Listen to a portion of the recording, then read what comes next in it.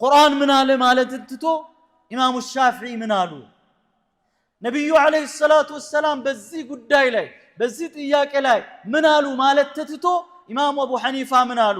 ኢማሙ ማሊክ ምን አሉ? ኢማሙ አህመድ ምን አሉ? ሆነ የሚያጅባችሁ እስላም ታሪክ ውስጥ እስከምን ድረስ እንደደረሰ ታውቃላችሁ? ጉዳይ ጸቡ ጥላቻው ከቁርአን ከሐዲስ እየራቁ ሄዶ ካዕባ አራት ማዕዘን ነው ያለው። አራት ማዕዘን ነው አይደል ካዕባ ያለው። አንዱ ሩክን ላይ የሻፊ መዝሐቦች ናቸው የሚሰግዱት። አንደኛው ሩክን ላይ ሐነፊዮች ናቸው የሚሰግዱት። አንደኛው ሩክን ላይ ማሊኪዮች ናቸው የሚሰግዱት። አንደኛው ሩክን ላይ ሐንበሊዮች ናቸው የሚሰግዱት። ኢማሙ አህመድ መዝሐብ ተከታዮች። የኢማሙ ማሊክ ተከታይ በሱ ሩክን ላይ ያለው ሰላቱል ጀማዓ ቢያመልጠው እና የሻፊ መዝሐብ ተከታይ ሰላት አስሮ እየሰገደ እንደሆነ አይሰግድም ከነሱ በኋላ። ይህ ፊትና ነበር በእኛ ታሪክ ውስጥ።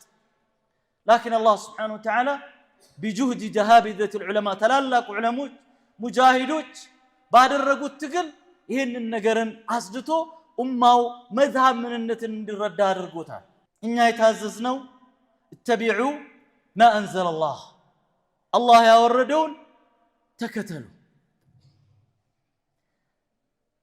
አሁን እየታየ ያለው ሰዎች ከሐቅ በላይ ሐቅ ነው ወይ ጉዳይ? ይህ ተግባር ደሊል አለ ወይ? ይህ ንግግር ሰሒህ ሐዲስ ላይ መሰረት አለው? ሰሪሕ በሆነ ዒባራ በቁርአን ውስጥ መሰረት አለው ብሎ አይደለም የሚጠይቁ ያሉት። ሼኽ እከሌ በዚህ ጉዳይ ላይ ምንድነው ያላቸው አቋም? ዳዒ እከሌ በዚህ ጉዳይ ላይ ምንድነው ያሉት? ይህ በጣም ዘግናኝ፣ ይህ በጣም ኡማው ዘቅጦበት ገብቶበት የወደቀበትና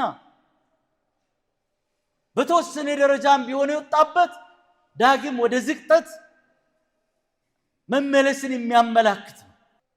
እኛ አንድ ነገርን የምንጠይቀው ሼኽ እከሌ ምን አለ አይደለም፣ ቁርአን ምን አለ፣ በሐዲስ ላይ ጉዳይ ምንድነው የተባለው ነው መባል ያለበት። ይህማ ከሆነ እኛና ነሳራን አላህ በቁርአን እንዳንመሳሰል ከልክሎናል። እነሱ በዚህ ላይ የሚከተሉት አቋም ምንድነው?